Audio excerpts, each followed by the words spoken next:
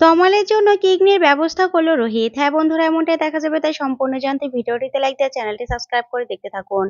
আগামী পর্বে দেখা যাবে ফুলকি কিডনি দিতে রাজি হয়ে যায়। তখনই শানু বলতে থাকে, না না ফুলকি, তোমার সুন্দর একটা কেরিয়ার সামনে রয়েছে, আর তাছাড়া আগামী 6 মাসের মধ্যে তুমি কোনো রকম কোনো ম্যাচ খেলতে পারবে না। এই রিস্ক আমি নিতে পারবো না।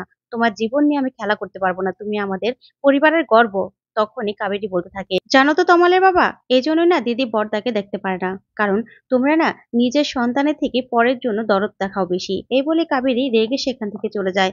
তখনই ফুলকি শানুকে বলতে থাকে, জেঠুমণি, আমার তো কোনো সমস্যা নেই। তাহলে আমি তো রাজি আছি তমালদাকে কিডনি দিতে। তুমি কেন এরকম করছো? চলো, আমার সঙ্গে চলো। এই বলেই ডক্টরের কাছে টেনে নিয়ে যায় ফুলকি। তারপরে ফুলকির জোরাজুরিতে শানু রাজি হয় আর ডক্টরকে বলে যে ফুলকির থেকে কিডনি নিতে। তারপরে দেখা যাবে ফুলকিকে অপারেশন থিয়েটারে নিয়ে যাওয়া হচ্ছে। তখন কাবেরী বলতে থাকে, ফুলকি মা, তোকে আমি কত ভুল বুঝেছি, তুই আমাকে ক্ষমা করে দে। তখন ফুলকি বলতে থাকে, না না কাকিমণি, কেন এসব কথা বলছো? এবার তমাল দাদা একদম সুস্থ হয়ে যাবে, দেখবে।